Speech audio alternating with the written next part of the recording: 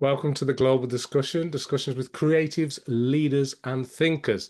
My name's Simon Hodgkins. Today's no exception. We're going to be joined by Mays Elansari. Mays, you're very welcome to the Global discussion. Before we get into it, tell us a little bit about your world and what you're involved in. Yeah, thank you so much, Simon, for inviting me. So I'm in the world of brand and marketing.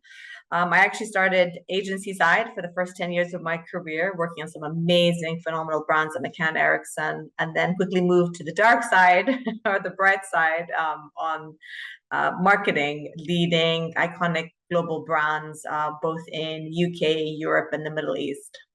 Yeah, well, thanks for setting the context. And it brings me nicely into the first thing I want to ask you about because you've held a lot of leadership roles at really well-known brands. You mentioned Mm, like McCann, for example, mm, known in this space for sure. But also you've worked at BBDO, you've worked at Subway, you've worked at a lot of different companies. And as a consultant, I wanted to ask you, are these experiences or are there any sort of core lessons that you've learned along the way in your career mm. that are helping you to help people build brands that last? Yeah, And I think that, building brands that last, that continue to grow, I think is the key part of the question that I'm asking yeah, you here. What definitely. advice would you give to marketing people or people looking to grow, Mm, whether it's locally or internationally? mm, mm. There's a lot of layers in that one. I'm going to unpick it as we go along. So I would say, funnily enough, for the majority of my career, I've always been in-house, and only recently have I started doing the marketing consultancy. And it's quite interesting that there's a lot of, I would say, overlap, but there's some quite distinct skills and priorities that I would focus on. I think at the core of marketing, fundamentally, when we talk about building brands, let alone brands that last, I would say what I've seen and I've experienced is that when you put the customer at the heart of a business, for me, it's got to represent that because that gives you the insight and the lens to make sure that it's not operationally led or property led. And so when you think about the kind of development of any brand, it's really the ones that resonate and understand and talk to and engage with their customers. But also taking that one step further is it's really not just marketing's job to think about the customer. It has to be the whole company across verticals, across functions. Because I think when you're all aligned from that perspective, makes it much more powerful. And you really kind of think of the customer embedded at the cause, really at the heart of it. And marketing, we're champions, we're ambassadors, and so really uh, are allowed to bring that alive throughout internally and externally. So I would say that's really fundamental to long lasting brands, thinking about data. And there's a lot of conversations I'm sure you hear, like data led versus data informed, making sure that there's a balance between the art and the science. And that's the beauty, I think, of marketing. Again, I don't think it's just about creativity and it's not just about the numbers. There has to be a sweet spot and there has to be a great balance, because the last thing you want to do is paralysis by analysis, and you don't want just award-winning creative that doesn't have impact. So again, I think it's really important that brands think about what is the actual impact. How can you have clarity and consistency of the core proposition that resonates with the audience, on a long term. I mean, you talked about it yourself. We know that only 5% of customers are in now live market or want to purchase something. So that means the remaining 95%, you need to keep on constantly and consistently talking to them over a long-term period. And Les Binet and Peter Field talk about the long and short, and that's where the consistency comes from, is making sure that you're not just doing the short-term sales impact now.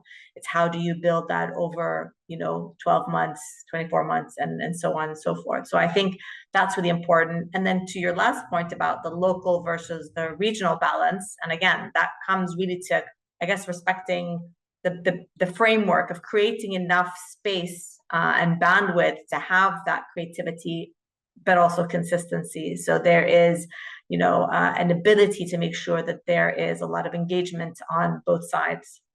That's a really great answer. I liked a lot of the points in that, Maze. And also you're talking about engaging across the company. It's not just marketing's job. I think that's so true. And also not just making content or campaigns to win awards, but actually the ones that actually make an impact, that move the dial. I think so on the point there. And it brings me on to something I want to ask you, because when you talk about working across an organization, everybody sort of getting behind it, when you're at Subway, going back to that brand for a moment, you were really involved in, I suppose, what would be termed as a really big brand transformation across EMEA, I think it was. And Yeah. obviously, there's going to be key challenges because you're trying to align, I don't know what it was at the time, I'm going to say about 6,000 different locations for Subway. Yeah. Yeah. And I think it comes from having a unified strategy, right? And then more importantly, the alignment, right? Because to your point, you can have a strategy, but everyone has to be on board. Everyone has to understand their role and their impact and the why, right? So, I mean, the why is maybe sometimes even more important than the strategy itself. And when we talk about alignment, it's really creating a steering group committee. It's having the ownership. It's having a clear roadmap. It's having that strategy, and then what are the impact across all the different verticals that's going to move the needle. To your point, like, so what are we actually doing it? Why are we doing it? And then how are we tracking it? So we can understand what's working and what's not. So when I think you talk about it, again, it's not a marketing project or a marketing campaign. It is bringing everyone together to be aligned on a strategy that will impact the whole business, and then what is everyone's role. And we were very, I guess, intentional about saying this is so big and fundamental that we needed time. We needed time to test and learn. We needed time to look at the tech. We need to look at the resources. We need time to speak to our customers, to work with the operations, to look at the POS systems and all. Like I said, the tech and the background. Do they speak to each other? Is it going to give us the data that we needed? What does the competition look like? Doing taste testing sessions with our customers to make sure that we had the right profile from a menu perspective. So, I think the reality is the alignment, and then really identifying what were the potential blockers, right, and barriers, who needed to go what and where. So a lot of project planning comes into it along with the strategy, and then bringing the whole, whole business on board to make sure that everyone understood that it is a business priority, not a marketing priority. So, from being the queen of events, you've also been sitting in the judge's seat. I know being a judge can actually be quite time consuming, but I've got a question for you about that, because you've been judging some very prestigious awards, including the Effies, which is very well known in the marketing sort of sector and further afield. Does being a judge, does it impact the way you think about your own approach when it comes to things like creativity, when it comes to, effective communications and that word innovation in marketing? Because being a judge takes a bit of time, as I say, but it does give you another insight into how others are approaching things, doesn't it? Particularly with something like the Yeah. Effies.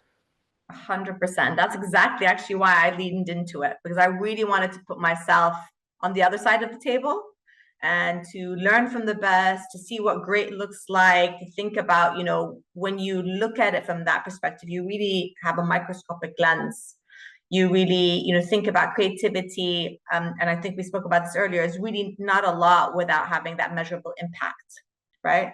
How do you ensure that there's very clear objectives aligned all the way through to measuring whether it's the KPIs and the creativity from effectiveness, all the way through, or else it's kind of like we're talking to ourselves. It's just great wallpaper, but not really driving, pushing that needle. And so when you think about it, and it takes, to your point, a lot of time and energy being a judge and a juror, because you're thinking about, right, this submission is all focused about this. Have they been able to kind of, again, weave that story from A to Z, from beginning to end, and have that clear thought throughout, from like strategy and thinking and insight, problem solving, through to how do we deliver it creatively, through how did we amplify and activate into all the measurable results. And that's been such a phenomenal journey to kind of sit outside and read someone else's submission and someone else's brand or category and industry, because we tend to make sure that there's not a lot of conflict of interest. So you have to have, whether it's a B2B or B2C, and seeing how, agencies and brands spend a lot of time and energy showcasing some of the best of the work and campaigns. has really, I guess, sharpened my lens to think about effectiveness and storytelling and creativity and how those two marry together in that sweet spot, to make sure that, we continue to not just help the industry, but as marketeers, I think evolve and sharpen our conversation about the effectiveness and value of marketing. Great. So it sounds like there was a great payoff for the time and investment then if it helps sharpen the lens. And you really get to 100%. see a lot of different examples. So thank you for sharing that. And I want to ask you a bit about different industries now, because we've touched on some of the brands that you've worked at before. Again, as we're talking with client side or working for a brand directly, or agency side, I should say. Yeah. But whether it's F&B, hospitality, retail, luxury, do you find that you have to adapt an approach when you move between these quite distinctive Mm. industries, because they can have very different consumer behaviors, different trends, and definitely different brand expectations, can't they? Yeah, 100%. I think that's the beauty though of marketing, is that it is universal, right? It's transferable as a skill across industries and across sectors. Marketing really is universal, and we have quite a few universal truths within that, from problem solving to brand positioning and strategy to the emotional connections. I think that at its core, and I think what I've been able to do, and I've been very, I guess, intentional with that, is be quite agile and flexible to understand like the core of it, but then each industry, what are those problems, that I want is looking to solve. Sorry.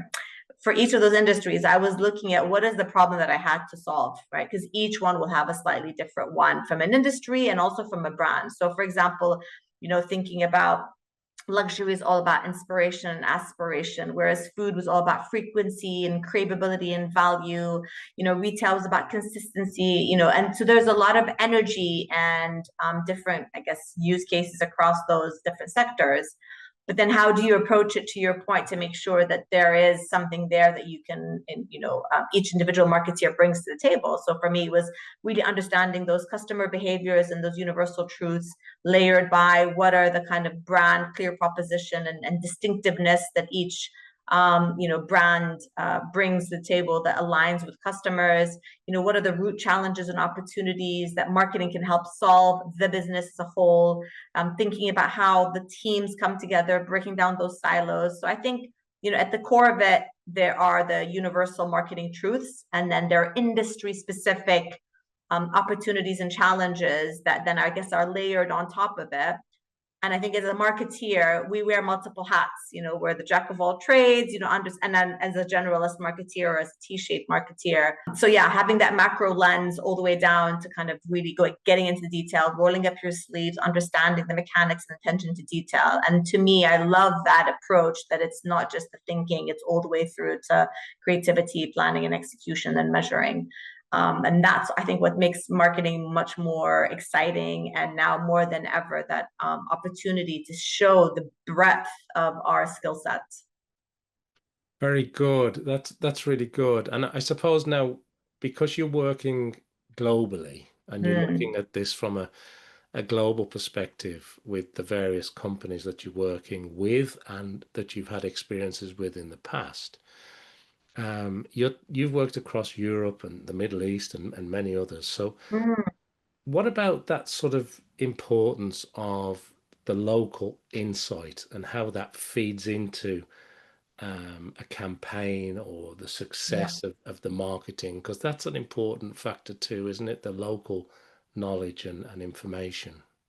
Yeah, 100%. I think you can't have a local or a global brand without understanding the market, the customer behavior, local cultural nuances. And it's interesting that you talk about that. So again, I've managed local brands that have a global presence, and then worked on a global perspective, working with the local markets, and then actually on a regional level too. And each one, I think, is really important. I don't think you can do one without having some experience across, because having that lens and that perspective is so important, to have that empathetic, and also understanding the flexibility in that two-way relationship. And for example, I'll talk about Pinkberry, which is a global brand from California in the US. and I was working out in the Middle East. It was great, but we had very quickly identified that you just can't lift and shift. There are some core, values, the proposition and itself, but to your point, consumer behavior, weather, geographical, and the demographic landscape, completely different, almost bipolar at once, maybe not bipolar, but like opposing ends. And while we wanted to protect the brand, right, and make sure that it was very core to its essence, there was a huge opportunity for us on a regional level to say, right, this is great. This, we can leverage and continue to build on the brand. However, when you look at, the MPT pipeline, you look at the customer audience, you look at pricing, you look at the even packaging and the operational side of it, because of the extreme heats and the weather, we really needed to adapt while protecting the core, but it was really leveraging, looking at those data informed, which is how do they consume it, when do they consume it, where do they consume it, but actually also what aren't they consuming and why. And because a lot of the flavors, for example, were very American, which was great because they wanted something that was quite different and unique, but at the same time, there weren't enough local flavors and products that resonated with the audience. And that's really where I came in and said, we need to find a balance. Again, without walking away, we're not going to turn it into a local brand and it can't just be 100% an American brand. We've got to find. And so it's tapping into cultural moments, staying ahead of the game from an MPT pipeline perspective and looking at what's trending, and looking at moments where we were able to find the sweet spot on what role the brand could play. And it was exciting to see kind of how you could optimize that local insights into a global brand. Yeah, I think weather is a great way of describing one of those local differences because we all get different weather, but particularly with a brand like Pinkberry, such an important factor. And I liked what you said as well about you can't just lift and shift and expect it to work everywhere. And even down to that level of sort of the American strong flavors that were very core to Pinkberry's success, obviously. And then maybe having to mix that with some more local input and some, staying Yeah, ahead of the 100%. events. Yeah, it's a great Exactly. I mean, example. to your point, I mean, just even taking that one step further, which was not just about the local flavors, but like cultural moments. So in the Middle East, you might know that they follow the Islam religion, and during Ramadan, for example, they fast, and so it's the holy month where they fast from sunrise to sunset. And then in the evening, when they do break their fast, there's beautiful, very rich feast of food and coming together and family during this holy period. But one of the, I guess, opportunities that we recognized was that it's also an opportunity from a dessert flavor profile from the category, was not just looking at something that was, I guess, more a Western dessert product. How could we localize it, and how could we embed the culture and the food and the heritage, and I guess bridge the strengths and the beauty of both East and West. And so we created a Ramadan dessert flavor profile, really tapping into local ingredients and flavors like pistachio, rosewater, basbousa, which is a very rich, beautiful cake type flavor, baklava. So, it was really kind of celebrating a great ingredients and flavors that were very rich to the local heritage, with the frozen yogurt that were very complementary. And it was a great opportunity to kind of have the brand resonate right on a local level and a cultural opportunity, but also drive footfall and increase our consideration. So to your point about how do we measure that, not just doing it for the sake of it, how do we kind of look at different day parts, increase our ATV? So a great opportunity to kind of, I guess, bring those two local, cultural moment with a global brand that could make a big impact. Any advice for emerging marketers who want to have both that creative impact that we were talking about earlier and maybe a bit more commercial influence? Yeah, for sure. I mean, listen, I think I would say to any marketeer, it's never too early and it's never too late.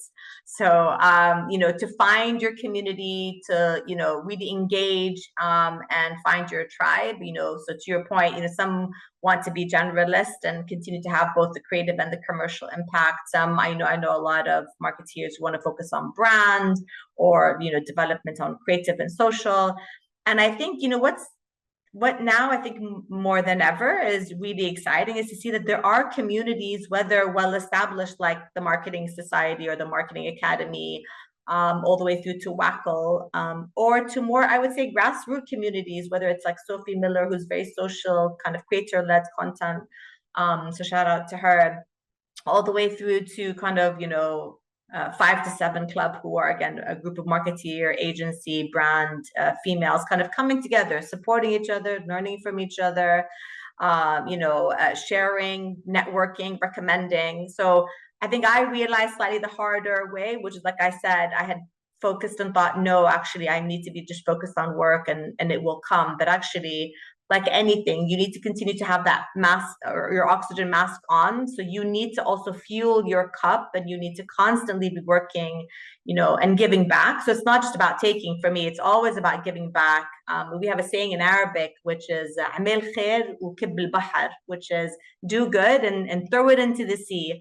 And it's not about it coming back to you, but hopefully, having that, I guess, positive energy and passing it on is really important. So to your point, I joined the Marketing Society. I really genuinely felt that it was a society for marketeers by marketeers, and the bandwidth of peer mentorship that I've joined part of their Think Equal team. I mentor, which I love doing because I'm not only utilizing and sharing, but also helping guide and kind of having those conversations in a very authentic, trying to help someone, kind of go through those opportunities and think from a different perspective and a lens, all the way through to kind of continually to show up intentionally with the community to kind of make sure that we are supporting each other, especially I would say, female, and thinking about equal opportunities.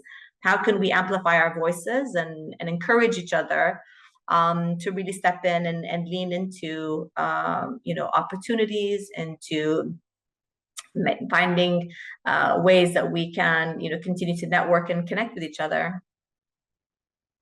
Makes a lot of sense. I like that. I like that a lot. What about, I want to squeeze in one more question if I can, Mays.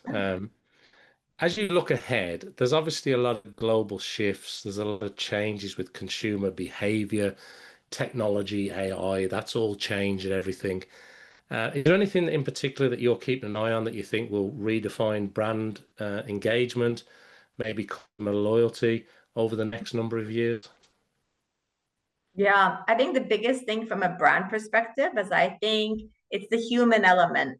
What I see more and more, brands wanting to resonate from a culture perspective, from a human perspective, having that engagement, and then what are the different touch points that can bring it alive? Like you said, whether it's loyalty, whether it's in live experiences, brand activations.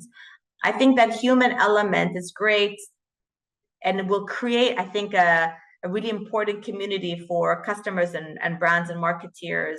And then I think the AI and technology will help amplify, whether it's cost efficiencies, whether it's, doing things faster and in, more cost efficient, but not necessarily taking and replacing the role of, what we can bring from a brand perspective that is distinctive, that is, commercially led and value driven for our customers. That's a great point to end on, the uniqueness of being human, I think, Mays. Fantastic. But Mays, thanks for being on the show. It's been great to talk to you again today. Love it. Thank you so much, Simon.